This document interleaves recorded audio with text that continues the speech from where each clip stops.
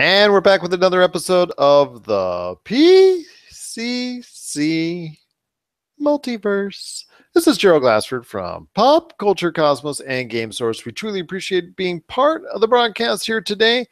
And as always, my good friend, the main cog in the full machinery known as Humanica Media is here and back again. It is the chief among all chiefs at Humanica Media. It's Josh Peterson. What's going on, my friend?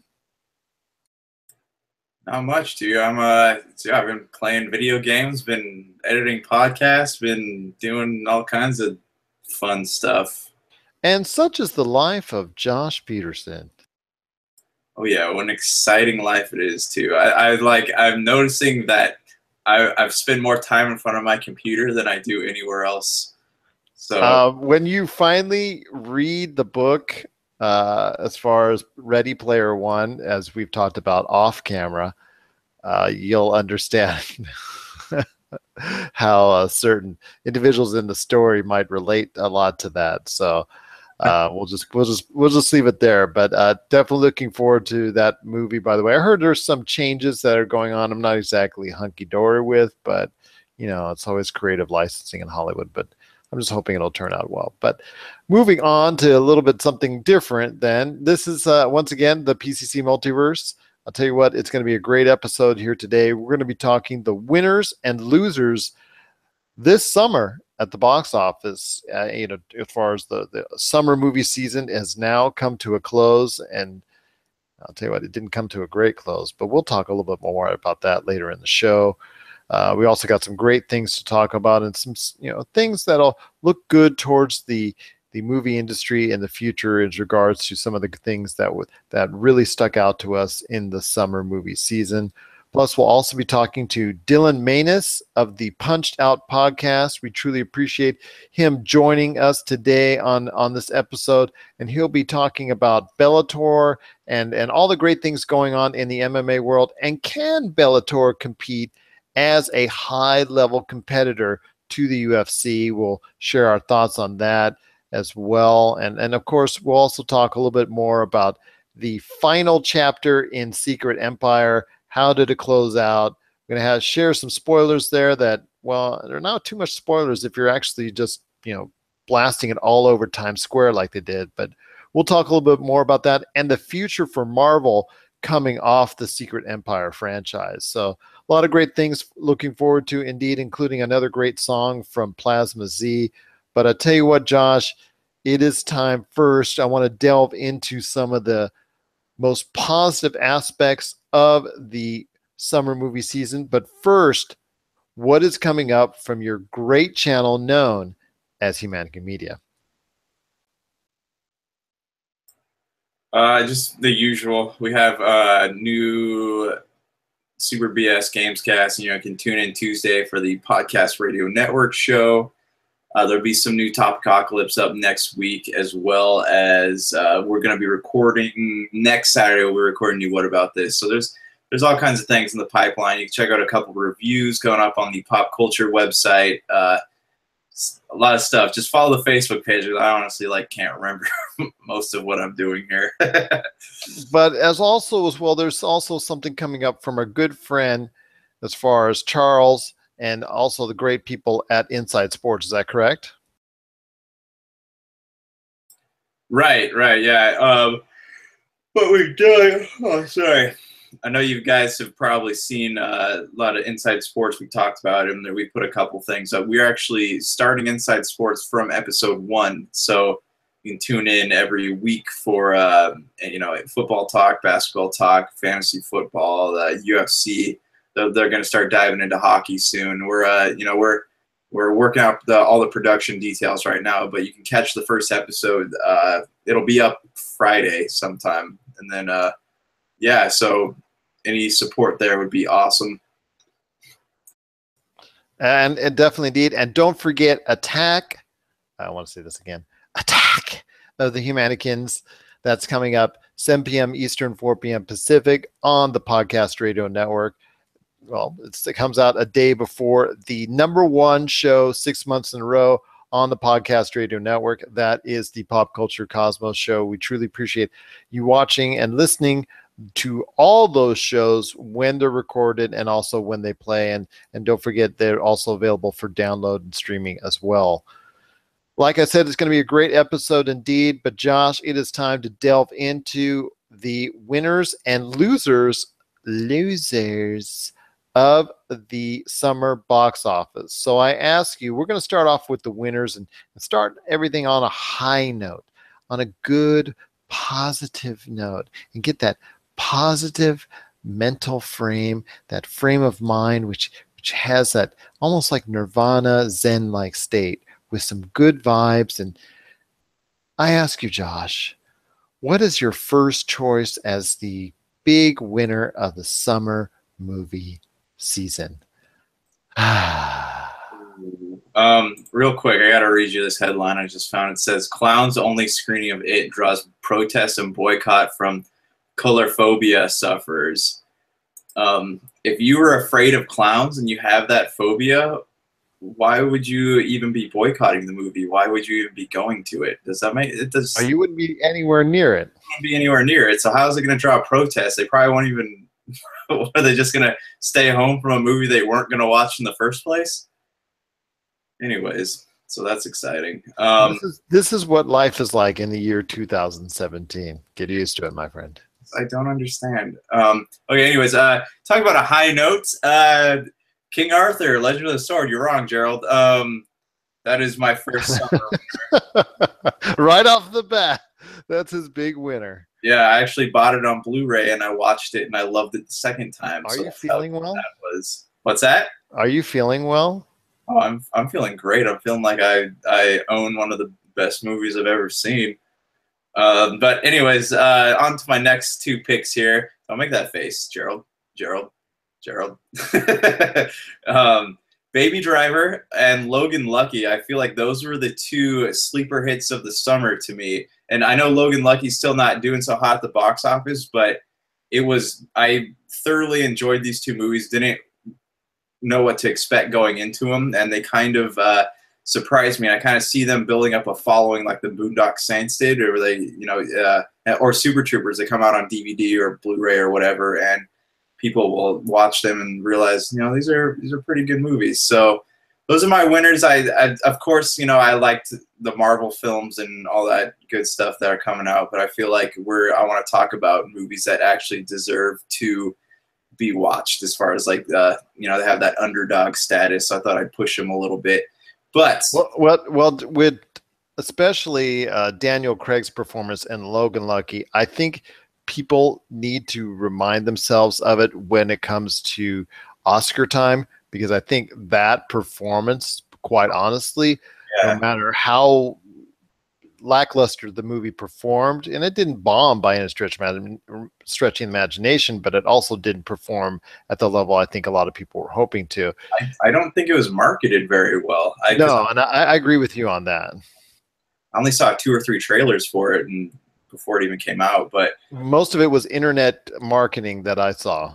Right. And but it was like there's a lot of big names in that movie that I had no idea. You got like Channing Tatum and Katie Holmes and Adam Driver. Seth MacFarlane was in the movie. I had no idea, and then finally, because he talks in a British accent, and then it finally hit me, and I'm like, ah. But those are my. And then Daniel Craig, who has a British accent, decides to ditch it for this role, and actually his character really jumped off the page. And every time I was able to see his performance. Well, even the characters that were kind of foils to his characters, like his two brothers, like even the scenes that he wasn't in, you still appreciated him for because of the interactions that his brothers were going through were prompted because of his character. So it's very clever writing, very clever the way they weaved it all together. It's one of those movies that you really, I can't do it justice by talking about it. You just got to go out and watch it. Well, definitely, those were some good choices indeed. Now, you mentioned those 3 off the bat, but is there any other films that you thought was a big hit this summer box office movie season? Hold up. Well, you know, like I said, like I saw the superhero flicks like Wonder Woman, Guardians of the Galaxy, really like those movies, but I didn't feel that people are gonna like those regardless of what you know, how I feel about them. But Spider-Man was really good. I really did want to talk about Dunkirk though, just because it was a genuinely good movie. It's one of those movies. It's not just a movie. It's an experience. It's like something you really have to go to the theaters to see to really appreciate what the movie is. Well, that's actually the first movie that I had thought of as far as the big winner this summer box office movie season. It is Dunkirk. I think it is just extremely I think it's just another feather in the cap for Christopher Nolan and proves his worth as one of the top-notch directors in Hollywood today. I think and it was a performance. See, the best thing about Dunkirk is that reliant on performances per se, as far as an actor having to carry or an actress having to carry through themselves through a movie, and as far as the audience is concerned, through a lot of writing and a lot of dialogue and things of that nature. It was basically categorized by Nolan's direction and vision through the film, and him guiding the audience through each chapter and through each time segment of the actual conflict at Dunkirk and all the situations surrounding it and the help and the things of that nature and the rescue and all that. So definitely the credit for the film and the reason why it's so good and the reason why it keeps on driving it is because of the force and nature and true excellence that is Christopher Nolan in this film. You could, I don't know if it's his best work, but it's probably his best. I don't know if it's his best overall movie, but I do think without a doubt it is his best directorial performance. And the reason why I say it is because so much was relying on a cinematic concept as opposed to a writing, as opposed to a dialogue, as opposed to one actor or two actors or three actors trying to carry the weight of the story. That seems to resonate more with the audience in this case, and just the vision and the imagery that was used, I think, propelled that film to absolute greatness. And that's why the film actually has performed so well at the box office, not only in the month of July, but it is probably one of the top, if not the top, box office film overall in the month of August as well. And we'll get to a little bit more of that a little bit later, but it definitely performed well above beyond expectations. And obviously we as the audience was better for it as well. So any last thoughts you want to pad in on Dunkirk and how great the movie was? Yeah, it was like I said, like Chris Nolan, what he does is he makes movies, but I don't feel like he just makes movies. I feel like like I mentioned earlier, he makes experiences for people. Everything's in his movies for a reason. Every tiny detail, from the music to, somebody in the background or whatever's happening in the film itself. But it's he's so good at what he does, and I can see, like, while I don't agree that all movies should be watched from the theaters, I know he was ranting against Netflix, but his movies are things you have to see in the theaters. Like, I don't know about you, but like when I brought Inception home and watched it on Blu-ray, it didn't have that same effect to me as it did in the movie theaters. Same thing with the Batman trilogy, or Interstellar.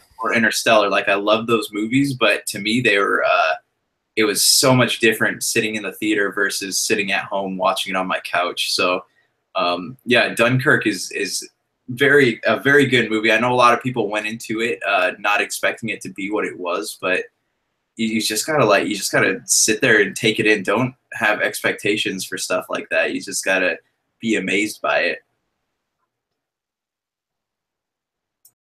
Definitely some great thoughts there. Just like I said, I cannot say enough compliments to Dunkirk, and I also think, along with Daniel Craig's performance in Logan Lucky, That movie, along with my next choice, will probably be thought of at the end of the year when it comes down to looking towards the Oscar season and possible Oscar nominations. Definitely Dunkirk will be something that to be made aware of during that time, and as far as being pushed as far as a movie that might garner some real good awards indeed. And there's also as well Wonder Woman. Wonder Woman, you talked briefly about it, but Wonder Woman, I think that has to be a categorical success for the folks at Warner Brothers and DC. It has basically turned around everybody's thoughts and imprints and what they had perceived the DC extended universe should be and was at the time, coming off the disasters known as Suicide Squad and BVS, Batman versus Superman. Those two films were just awful beyond all description, and to come out with something so good like Wonder Woman that did so well at the box office definitely was great to see. And now people are actually looking forward to Justice League and seeing more films down in the future, as far as what we talked about with that ever extending list of films that they just keep adding on from the DC network. As far as whether they're going to end up on the screen or not, that's anyone else's guess, but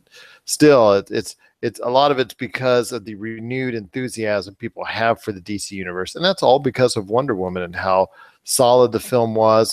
You and I both liked it. As far as concerned, maybe I liked it a little bit more than you did, but it was still both to us a solid experience and something that sets the DC universe forward even more coming in the future. So especially there's a Wonder Woman 2 coming up and all that. So it definitely looks to, that's probably what main reason why I thought Wonder Woman was such a big success this box office season. And last but not least was another superhero movie. I know superhero movies seem to be the thing this summer, but Spider-Man Homecoming was, something that definitely brought a renewed sense of enthusiasm for Sony. Now, the ultimate dollar per dollar, as far as what it ultimately will end up getting worldwide, may not be substantially much more than what the Amazing Spider-Mans were doing and then what the previous Spider-Mans were doing before that. But that's not the point. The point is that Spider-Man Homecoming, as far as it was very well received by critics, very well received by fans, and it seems to have garnered renewed interest from the aspect of how Spider-Man fits in that Marvel Cinematic Universe for Marvel and Disney. So definitely some great things that Spider-Man Homecoming did. Like I said, I thought it was a very, very strong movie. Gave it a very high rating here and you can read my review on the popculturecosmos.wordpress.com site. So definitely some great thoughts there as far as how I feel on Spider-Man Homecoming and how well it did the box office. And I think a lot has to be attributed to the good feelings from, back the seeds were planted at Captain America Civil War, and look what came to fruition. So that ultimate investment that Sony made on allowing Spider-Man into that part of the universe has paid off. Like you and I said before on previous podcasts, we're just hoping Sony's not stupid enough to pull Spider-Man out of the Marvel Cinematic Universe too soon and say, okay, thanks for helping us out. We got to go now. And hopefully they will stay within the Marvel realm for at least some time longer with Spider-Man, because I think this really is a good version of Spider-Man. I really think it speaks a lot as far as setting up for the future going forward. So your thoughts on Spider-Man Homecoming? Just to piggyback on what you said, if Sony decides to pull out at any point, or they decide to do things on their own, like, it not only messes up Marvel's movie plan, but it also is going to ruin any goodwill that the fans were willing to give them over Spider-Man. So it will literally cause not just the character, but the entire MCU to kind of shatter a little bit, if that makes sense. It does, and because now Spider-Man has become this integral part of the MCU, and you must now have him be a part of that process, at least through Avengers 4, and hopefully going forward even more than that, because I think it's in both Disney and Marvel and Sony's best interest to keep that relationship with at least Spider-Man as the point man or as the point individual for this process. With the Spider-Man universe being separated from the Marvel universe, as long as you have Spider-Man interacting with both universes, I think that's okay, and I think that will help audiences better understand both products going forward, and maybe relieve some of that superhero fatigue you and I always talk about with all these superhero movies taking place. What are your thoughts on the box office with the summer movie season? What are your big hit choices that we'd love to hear from you on what they might be? There's a lot of great movies that came out this summer, and we'd love to hear what your thoughts are on them. Please let us know. popculturecosmos@yahoo.com. Also as well, Pop Culture Cosmos, Game Source, and Humanican Media on Facebook and Twitter as well. It's going to be a great show. I just cannot say enough how we just cannot tell you enough how appreciative we are you being here and listening into the broadcast right now, whether you're downloading it, streaming it, or tuning in to the Podcast Radio Network. We truly appreciate it. Again, we've got a lot of great stuff going forward. Our losers are coming up next as far as it's concerned. But first, we got another great song from Plasma Z, our good friend Elijah Harrison.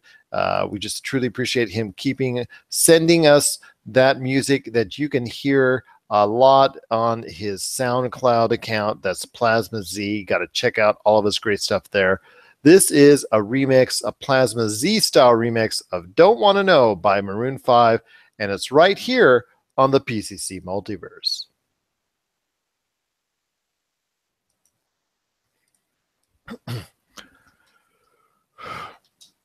And we're back with the PCC Multiverse. My name is Gerald Glassford from Pop Culture Cosmos and Game Source. We truly appreciate you being part of the broadcast here today.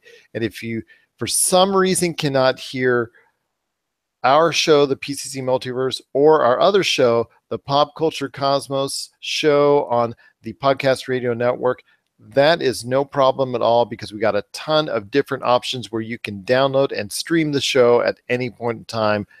That's going to be on iTunes, aka Apple Podcasts, TuneIn, Ace Podcast Network, or the Ace Podcast Network.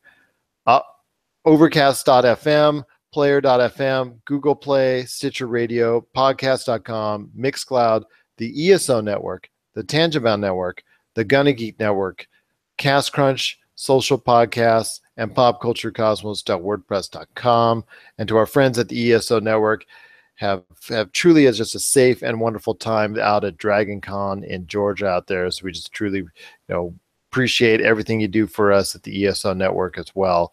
So, and I'll tell you what, if you get a chance to listen or download and stream those options, you get bonus stuff as well. Like could be an extra podcast from this guy at Humanican Media, all of his good stuff.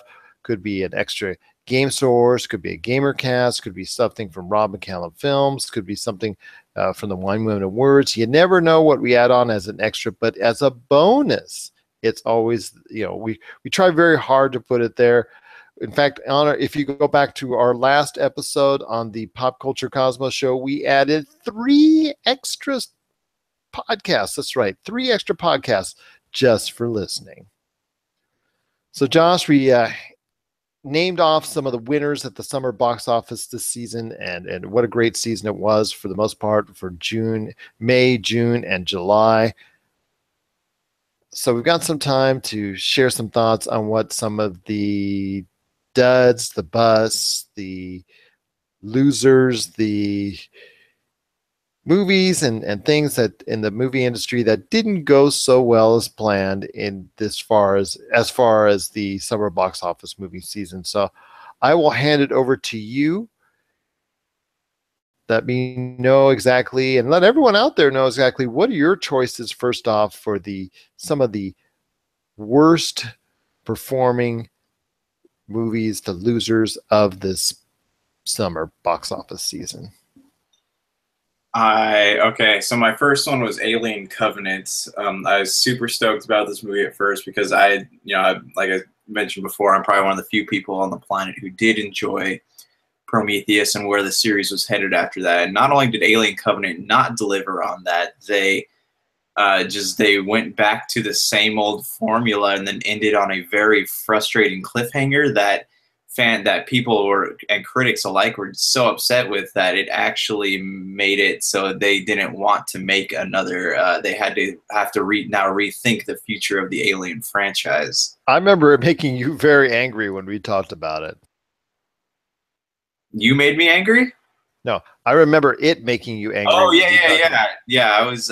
You can read my review on our Pop Culture Cosmos website, but they fan service too much and they just went completely backwards. And if I wanted to watch people chase aliens chase people around a spaceship, I would just watch the original quadrilogy or whatever.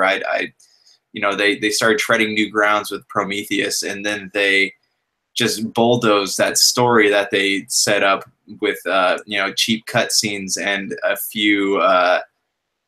just a few new aliens and on-screen blood gags and stuff. So it really was it upset me. Like, I'm a huge Alien fan, and now I don't even want to watch it anymore. So, and he bypassed he bypassed Blade Runner 2049 to direct it.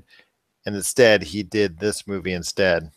Right. So probably not the best decision on his part. So we'll see. I know he's got this whole thing planned out. Now it's just a matter of convincing Fox to let him shoot this movie. But hey, we'll see if he can redeem himself. But I'm doubting it right now. Good luck on that one. Yeah. My second one is Pirates of the Caribbean: Dead Men Tell No Tales. For a movie that was in production for like 6 years, it was not worth it to me. It was not worth the wait. It was not worth the continued admiration of the pirate series. And it was basically a movie about John, and it took characters that we've been following, we've come to love, and they just turned them into cannon fodder so we could keep watching Johnny Depp make a fool of himself. And it was not it was not really a movie as much as it was just a Johnny Depp freak show. And this comes off after the last movie in the series, which was not really that well thought of as well, correct? Correct. Like, this movie was complete fan service. That's all it really offered. I don't know anyone that walked out of it saying, "Oh, that was a really good movie." I was hoping for a lot more because, I kind of did enjoy, I do enjoy the first three. So it was definitely a bummer. And I know it costs a lot of time and money, and there's a lot of stuff that went into it, and it just did not come out. I think but what the worst part is, it still did $700 million in international box office, and it it did $800 million worldwide. So that I don't understand it. I don't get it. And same thing that you throw the Transformers in there. That's almost like the same thing, correct? Right, and that's the bummer about it, is the fact that Disney is going to continue to beat it to death and not give it the proper story that I think people want out of it, because people are just going to. I know. Jack Sparrow does really well overseas with foreign audiences, so that's a big contributing factor. But as long as the movie sucks and it continues to sell really well, I think we're gonna have Disney's never going to put the time into it because there's still some life in there. There's still I'm sure there's still some really good stories to tell if they would just be willing to tell them instead of creating. We're too obsessed with spectacle, man. I think that's why we're so into like superhero franchises now. We don't really care about stories as much as we do seeing spectacle happen. Oof. But yeah, so tell us how you really feel. I could go on about this, but okay, on to my last one. This movie is just a huge disappointment to me, and it was The Dark Tower. I was expecting so much, love the books, and there's so much material to tell, and all they really had to do was make a script based on the gunslinger. And they messed it up. They took a complicated story and made it so complicated that you not only have to go running to the Advil bottle after you watch it, but it just makes you not even want to give it another chance. And that's kind of a bummer, especially with all these new Stephen King properties coming out. I think they could have tied it all together rather nicely had they put the time and effort into actually making it something good. And that's really hard to do in a movie that was shortened to 90 minutes, correct? Right, and that's another thing. Like, these studios are so afraid of taking a chance on these properties that they're looking for shortcuts. Like they're like, okay, so the fans want this, but let's find out the cheapest way to give it to them, and it just ends up ruining all goodwill the fans are willing to give it, and it just makes it so we're basically been anticipating a crappy movie. I'd rather have it be expensive and good or not have it at all. I don't blame you a bit, because Dark Tower obviously missed the mark to expectations from both, I guess, Stephen King fans, the regular public at large, and then also as well the critical reception was very, very mixed, and actually trended towards the negative side, and it just really was very disappointing to see the performance of the film as well. And it should have been, by all accounts, the far and away the biggest movie of August, and it ended up being just another dud in a sea of duds. But we'll talk about that in a little bit. But yeah, definitely some really disappointing stuff there as far as what you were saying, and definitely some outstanding choices indeed.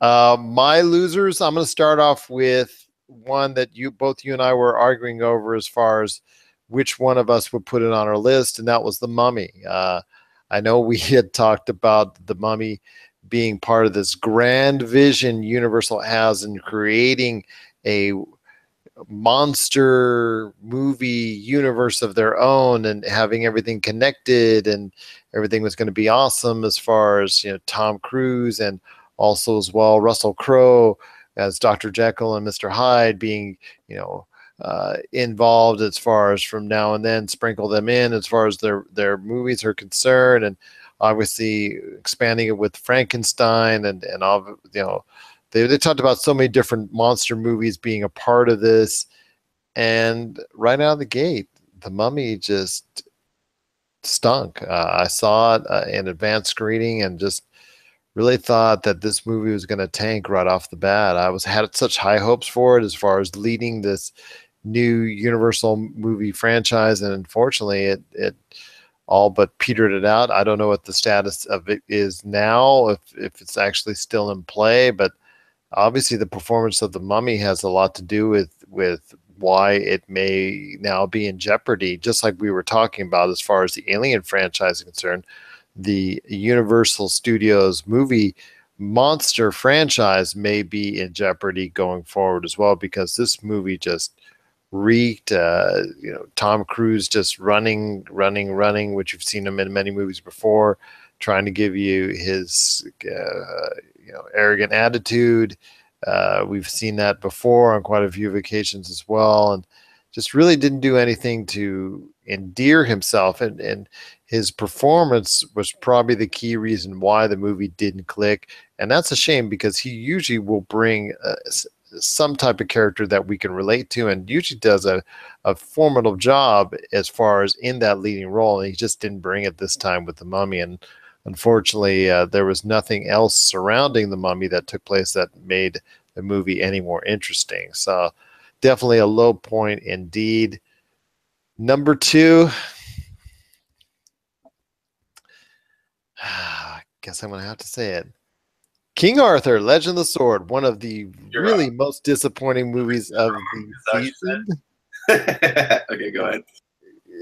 He's trying to interrupt me there and say, Gerald, you're wrong. But it is definitely one of the most disappointing movies of the season. I actually saw it upon your request, if I remember, as far as how good it was. And I came out of the movie going, this thing's a dead man. And unfortunately, it proved to be the case, because you might be the sole individual that might have purchased a copy of it on Blu-ray because of how poorly it did at the box office. The effects on it, as far as the green screening, was really bad, and the acting was subpar. The writing was horrible. I just we've never had a situation, you and I, in the years we've known each other now, and actually I can say that it has been years now, where we've been so diametrically opposed on one subject. And I am happy. First said, I want to pull aside. I am happy for you as far as how much enjoyment you get out of that film. And I truly wish I can get that same enjoyment out of the film. But when I saw it, I can't. It's unfortunately did not appeal to me in any way, shape, or form. And I was really sad. I was more disappointed as far as like, because you think so highly of it, but unfortunately, a lot of the audience critical reception and box office numbers showed otherwise. And I'm hoping that what you have talked about earlier in the show about a movie clicking with audiences, because you and I both seen in the past with video and whatnot, where a movie that didn't get critically hailed or anything like that hits the video market and suddenly finds new life. So I'm hoping that for you, that King Arthur, Legend of the Sword, will find a new life on home video, and that it will do well there, because it definitely did not do well at the box office, and definitely was not, in my opinion, one of the hallmarks of the summer movie season. But again, like I said, it's something I really wanted to enjoy, but unfortunately I just couldn't. And I'm hoping that it will actually perform very well in home video and actually vindicate itself. And hopefully I'll be able to eat crow going forward on it. So any thoughts on that? Any comeback on that? So, like I said, it's not meant to be mean spirited at all. Just like I said, no, it's probably not going to get its sequel. So, at this point, it doesn't really matter. But I mean, I liked it. I went in wanting to be. It entertained me, so I wasn't. It's not by any stretch of the imagination like an award winner or anything. But it did. To me, it was entertaining, and I like that style of movie and editing. So. We'll just have to continue to agree to disagree on this one.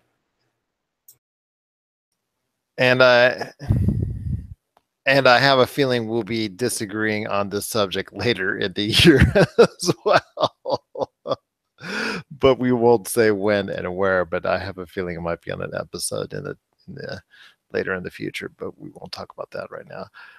And then I'll be said again. I'll be told again that, Gerald, you're wrong.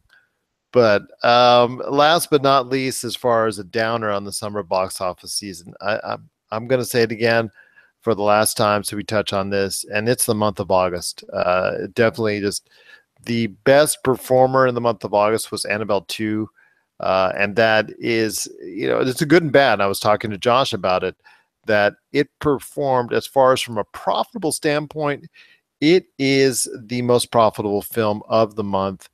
And it performed at almost 20 times the actual production budget. And when the worldwide numbers come in, it will make almost $300 million. It's well over 200 right now. So that being the case, you should be thinking, oh, that's great and whatnot.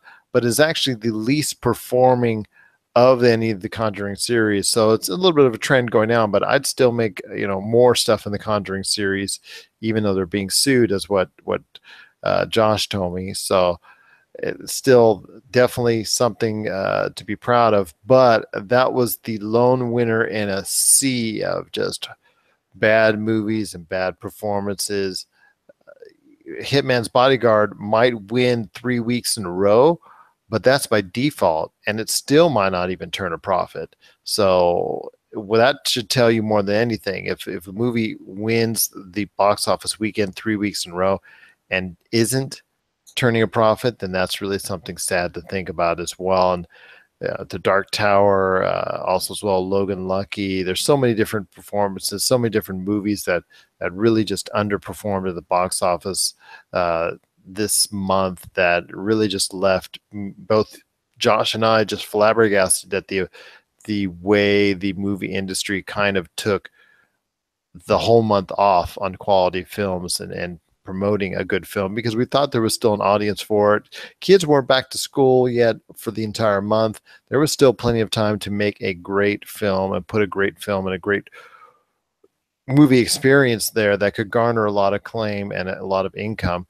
You and I both saw it with Guardians of the Galaxy, the original one. That was an August film. So definitely there is money to be made in August, but it seemed like no one really, Annabelle 2 aside, nobody was really going after it as much as they should. So definitely some disappointing news indeed. Is the entire month of August as one of our biggest losers of the summer box office movie season.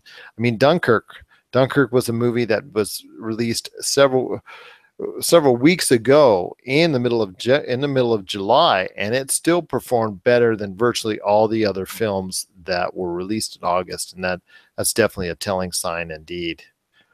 What are your thoughts on some of the big losers at the box office this summer? Would love to hear your thoughts. popculturecosmos@yahoo.com. Also as well, Pop Culture Cosmos, Game Source, and Humanica Media on Facebook and Twitter as well. Again, we just truly appreciate you being part of the broadcast. Coming up next is a conversation I had with Dylan Manus of the Punched Out podcast, where we are talking about MMA and can Bellator be that ultimate competitor and compete on a high level with the UFC. We're going to talk about that and more MMA as the host of the Punched Out podcast, Dylan Manus, joins us right after the break. This is the PCC Multiverse. And we're back with the PCC Multiverse. My name is Gerald Glassford from Pop Culture Cosmos and Game Source. We truly appreciate you being part of the broadcast. And as we close this on out, there was some news this week. It was actually kind of a lighter week.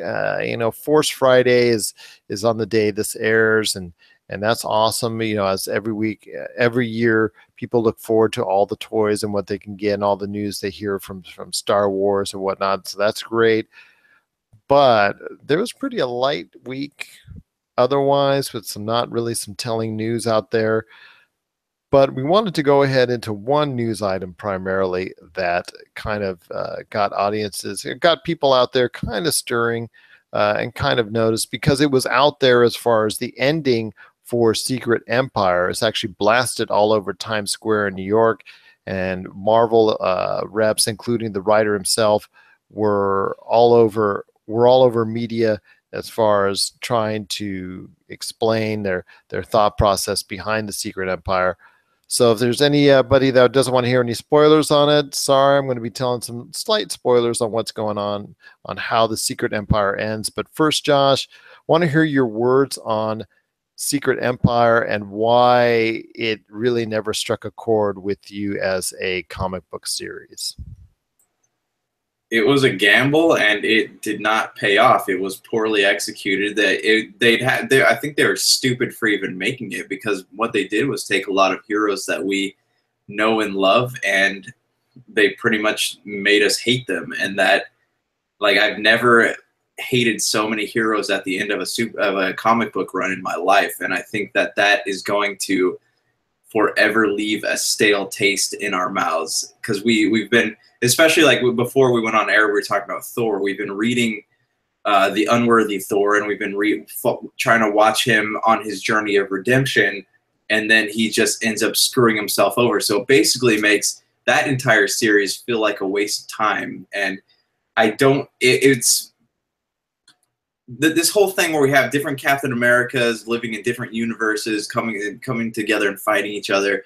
It's like it's been done so many times before, and they tried to find a way to make it new, and it didn't pay off. And I know Marvel's trying to justify it, but it was not something that needed to happen. And now they're going to try to ride this new Captain America series, but I don't think people are going to be interested in it enough after what happened in Secret Empire to really care about whether or not he lives to redeem himself or not. Well, that's also the fact that some of the episodes that I read into were really just not that good. There was one where Hank Pym was a major focal point in an episode where he trapped both sides and had conversation at his house as far as a powwow or whatnot after they had a small battle. And just was like, it was just truly a waste of time. It had after I read through it, it's just, I couldn't believe I actually wasted my time on it. There was, obviously the death of Black Widow. That was a wasted death, in my opinion. Just how she intervened in a battle with Captain America and Miles Morales, and she had to be the one, after being such a strong focal point against Captain America, the evil Captain America. She gets killed in the process just by getting hit with his shield, breaking her neck and whatnot. So that was really disappointing, as we're seeing killed off for the immediate future. So I don't understand how they're going to be able to bring her back on that. If you killed off her character entirely, seeing how popular she is in the Avengers series and the movie series really doesn't make a whole lot of sense to me as well. And then the way that Captain America portrayed himself in the whole thing with aligning himself with Hydra, just really just disappointing, that whole process. And I agree with you. They should have never done it from the start. It just, it seemed like somebody brought that up as far as, hey, I could see the production meeting. Let's say we're in the Marvel room and they see the production meeting going on. Is, hey, why don't we try this angle? Because we've been doing it so many years this way. Why do we have one of our most beloved heroes that's always on the straight and narrow try this way, but believe the right thing, even though he's actually working this? It just it seemed probably seemed great in practice on black and white, and unfortunately when it came to fruition, the execution, there were some really just bad episodes as far as trying to drag this journey out. And people just I consume the feedback from what I saw. It was just they wanted to just get this thing over before it ever started, and just they already had themselves tuned out of the series and not wanting it to have any part of reviewing the series at any point in time. Like yourself, you're the most avid comic book fan I know, but you didn't even want to have interest in touching the series, correct? Right. Yeah. I didn't. Hold on one second.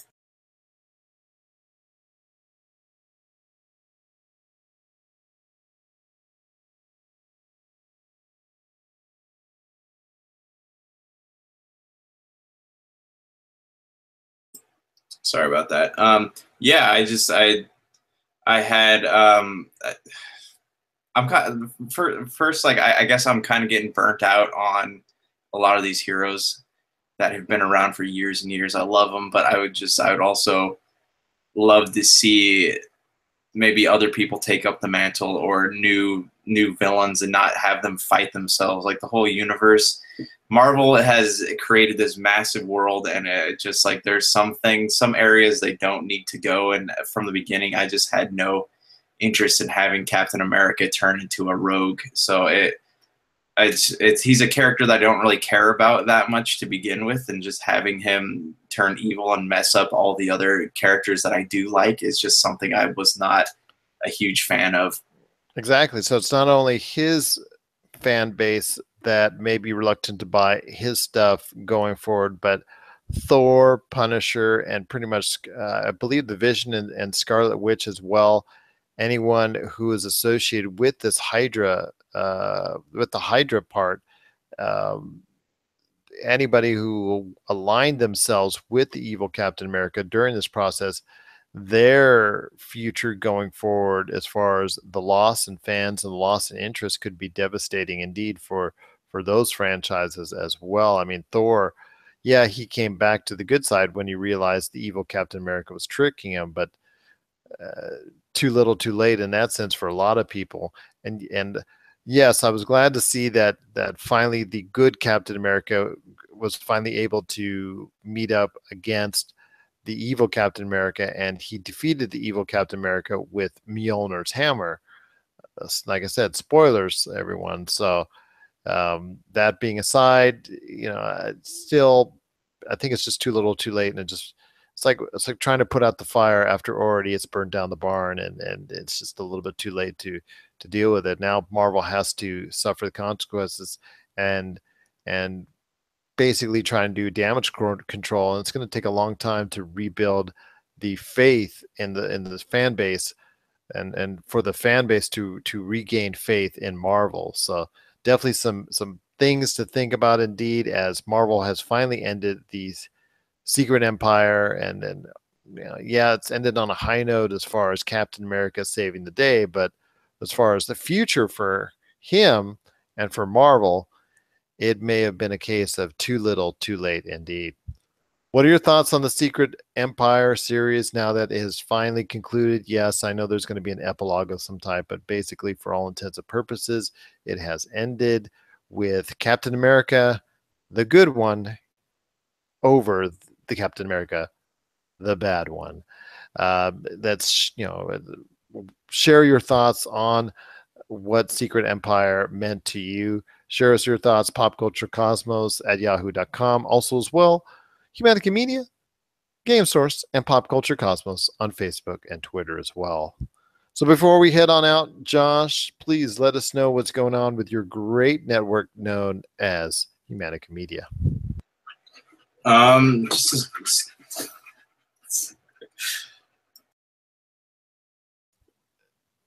Want some time in the spotlight there, it looks like. I know he's, yeah, just the same stuff as always, man. The Tuesday night show, Podcast Radio Network. We have Inside Sports starting from episode 1, starting Friday, either Friday or Saturday.